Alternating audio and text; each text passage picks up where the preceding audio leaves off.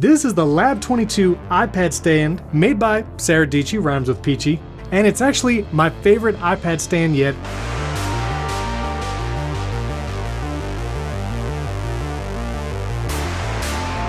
So this specifically is the LAB22 Infinity stand for iPad. You can get it for all the different sizes. It comes in black, silver, or white. I went with the silver version because I have a silver iPad. Now this thing is beefy. I mean, it is heavy, and that means quality. But one of the reasons why it's so heavy is because you can bend this thing to really low angles. And for my use case, almost hanging my iPad off the desk, that heaviness of the base really helps it be stable and I don't worry about it falling off. There's basically 3 different motions for the Infinity stand. It uses these 2 arms so you can move the iPad kind of up and down that way. It has a tilt, so you can tilt the iPad. You can go all the way back and all the way front with that. And it also rotates the iPad 360 degrees. Now, as you might have just heard, I hit the bottom to the base of the iPad stand, and I'll get to that in a second. Overall, the stand is really flexible in all the ways you can orient the iPad, so I really appreciate that. Now, up until this point, I used the MagFlat iPad stand. I do really like it. It is much lighter than the LAB22, but again, it's not going down to such a low angle, so you don't have to have such a weighted base. Now, the MagFlat does let you put the iPad backwards, forwards, and rotate it, but it goes about 270 degrees. Whereas the Infinity stand from LAB22, you can actually rotate this 360 degrees and just keep going. Again, the overall quality is really great. I love this felt backdrop on the LAB22 stand. This is what the iPad will sit against. Really soft. Have no problem putting my iPad on there.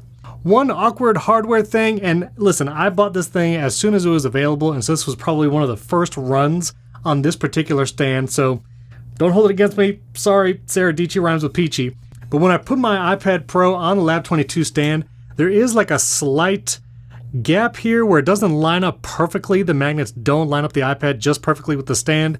Same thing on the opposite side. You can see it's kind of coming over the edge just a little bit. Again, it might have just been an early run issue that might have been fixed already, but that's just something I experienced with my model. You also need to be mindful about the angle when you start rotating the iPad 360 degrees, because if the angle is too low, your corner will scrape on the base. So just be mindful of that when you start rotating the iPad. Magnets, though, are really strong. Not worried at all about the iPad falling off. Again, I can turn this any which way, turn it 360 degrees. Not worried about it coming off at all. And it's really close in height to the MagFlat stand. I had a few people asking how the height was. I know there are taller stands, and so if you use your iPad mainly with universal control and a Mac, you might want something a little higher just to get it more even with the monitor. But for my use cases, this is really great, and so let's talk about that now. When it comes to most iPad stands, it usually just elevates it and just gives you that tilt. But the Infinity stand allows you to really lower the iPad to a very comfortable writing angle, and that's what I actually need it for most. I edit multiple podcasts a week on the iPad. I don't edit any podcasts in Logic or Audition. I do all my audio editing in Ferrite. And I do it with the Apple Pencil. One of the biggest challenges editing on an iPad with Apple Pencil is the hand strain. When you're having to hold an iPad for multiple hours, usually when I edit something like the Apple Insider podcast, it takes me about 2 hours. Holding the big 12.9-inch iPad Pro, it gets a little untenable. I usually have to rest it on a pillow awkwardly or something if I'm on a sofa.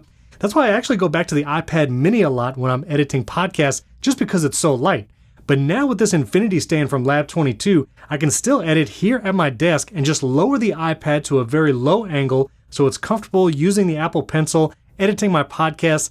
It's now actually my preferred way to edit podcasts with Apple Pencil right here at my desk. So it is great for that. And I can still lift it up pretty high if I want to use it with Universal Control and my Mac Studio.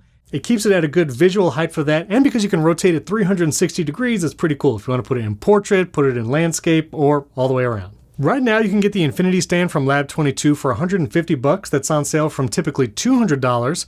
Other iPad stands you can get for around $100 to $150. The MagFlat stand right now is $120, but you can also get full-on docks that are also iPad stands. If you want one cable going to your iPad and then you get all the USB and Ethernet connections on an iPad, you can do that too. But I think for those that use the iPad like me, either for podcast editing, artists, those who use the Apple Pencil and things like Procreate and other drawing applications, this might be a great stand, especially for that really low angle, making it comfortable to draw. A lot of times if I put my iPad just flat on a table, it's not the best angle. It's hard to see, it's awkward, you have to lean over. But having this Infinity stand that elevates it just a little bit, I can get that angle just right. And I can also lift it higher up to use it with my Mac and Universal Control. I think it's really the best of both worlds. So I'll put a link to the LAB22 Infinity iPad stand. Again, LAB22, they make a bunch of products, And again, quality has been really great. And I love their little tagline, tech tools for humans. Very cool. Let me know if you have a favorite iPad stand. Leave a comment below this video. Don't forget to hit that like button and subscribe to the channel. I just showed how you can add CarPlay to any car using a special touchscreen device. You can check that video out.